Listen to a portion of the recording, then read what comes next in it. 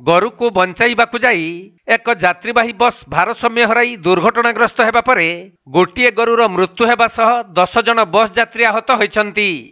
एपरी दुर्घटना घटिछि कंधमाल जिला जी उदयगिरी ब्लॉक अधीनस्थ लिंगागड़ ग्राम निकटरे।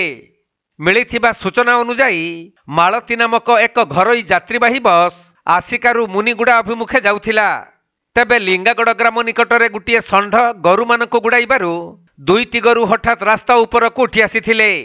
यह देखि बसर ड्राइवर सही गरु मानकु बंचाइबाकु जाई बसटी भारसाम्य हराई रास्ता कड़कु खसी उलटी पड़ी दुर्घटनाग्रस्त होइथिला।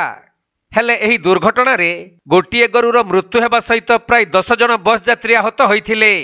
तेणु आहत व्यक्ति मानकु जी उदयगिरी गोष्ठी स्वास्थ्य केन्द्र को नहीं प्राथमिक चिकित्सा करा जाइछि। परे घटनास्थल रे पुलिस पहुंची दुर्घटना संपर्क रे अधिक तदंत करिसंती।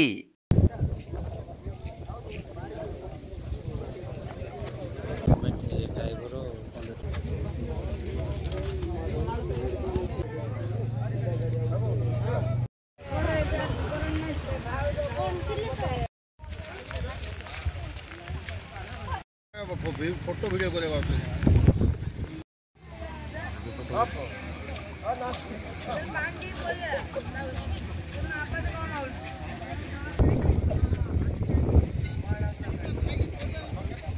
Kandhamal जिल्लारू Ganesh नायकଙ୍କ report Konark live.